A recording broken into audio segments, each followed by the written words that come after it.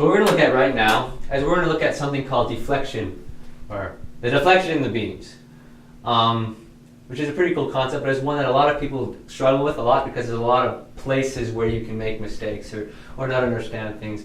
So let's look at this real quick. If we have a beam such as this, and we're applying a load to it right there, how is it going to deflect? How is it going to, I don't know, deform? And so if you were to draw, I don't know, a free body diagram like that, you could imagine that if you apply that force, it's going to bend like what? It's going to bend down like that, possibly. It's a good theory. I'm not sure exactly how it'll bend, but it'll bend something like that. So we want to find out how, like, what is that going to look like? Mathematically, how do we find that? How do we find how much is going to deflect right here, or what is the maximum? Or there's different things we can look at. So I'm going to go through a quick example problem with you to see how we can figure that out. All right. So if you remember shear moment diagrams, let's do a quick review of that just real fast. If we were to do a shear diagram of this, we might imagine it might look something like this, right? With whatever the reaction force of that is, we'll find that in a second. And then if we were to draw the moment diagram of this, it might look something like this. Jumps up and then goes down. Right? Right. And those are pretty cool concepts. You can figure out a lot of things that way.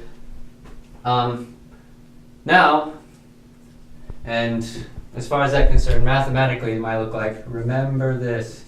Remember that the integral of this distributed load, which is that thing, that 200 pounds, if you integrate that thing, it'll come out equal to, it'll give you the shear, right?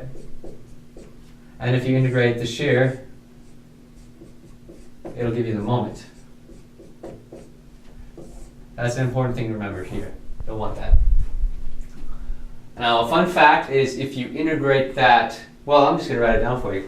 So if you have the moment, which we just found, we can find that way mathematically, that moment is equal to the second derivative of the deflection, or what this, I erased it, the deflection curve is going to look like. Of course, multiplied by I and E. It's going to be different depending on the material and the shape of the cross section. But if you multiply that by IE, that's an important concept. That being said, if you take this thing and you integrate it once more, you take the moment and you integrate it once, you get that times IE. Now that part is the dV dx. That's the slope of deflection.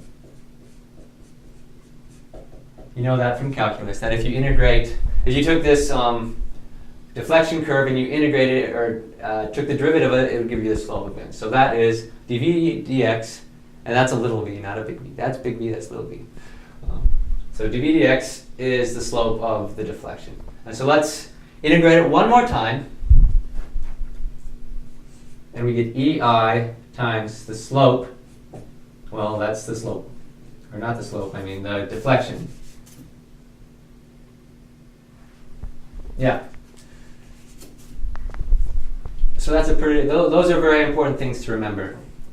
You take the moment, you integrate it twice, and it gives you the deflection times IE. So then you can, whatever you found, for whatever that number is, whatever that equation is you found, you divide it by E and I, it would give you the deflection of the curve. It would actually give you the equation for that curve. So it's pretty cool. So let's go about, now what I want to do is I want to find how much the deflection is there. We'll call that point C. We'll call this A, and we'll call this B. I want to find out how much it's going to deflect right there. So let's do that. Take note of these, write these down. I'm going to erase them. Okay. I'm going to erase these as well. because we need room to write, and there's going to be a lot of writing.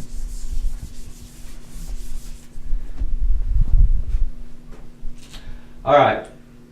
So if you were to go in now and to figure out the equation for the moment of these and the shear of these for that matter, let's find the shear first.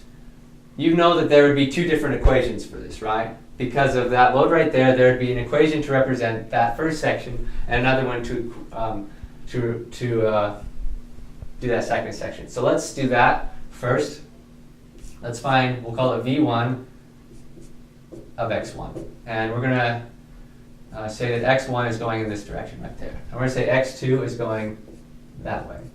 And so our equations are actually going to go in opposite direction. Your x1 is going to start from here and go that way, while x2 is going to start at B and come this way. Okay, so the equation for Vx is equal to whatever the reaction force is. And that's pretty much it, right? So reaction at A. Let's find that, actually, before we go anywhere. Actually, I'm pretty sure you know how to do that. So I'm just going to say, because I know that the reaction at A is equal to 1250 pounds, while the reaction at B is equal to 750 pounds. Cool. And I'm pretty sure you know how to go and find those. It's just statics. All right.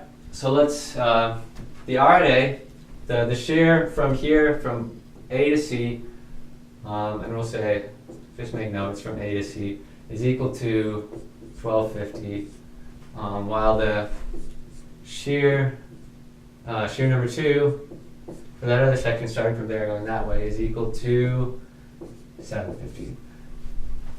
Now the moment is the integral of that, and so your moment 1 is equal to 1250 times x1 plus c. Because we know it's stopped right there. To start with, the initial value is 0, so we know that whatever we put down for c right there is going to be 0. So let's call it 0. In fact, because we call it 0, we're just going to erase it. Yeah, just remember that.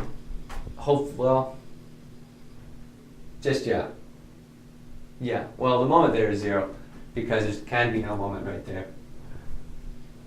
Just remember that. I don't know what I just said.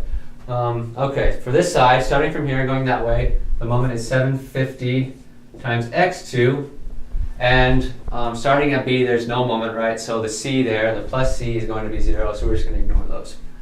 And all right, so let's do this.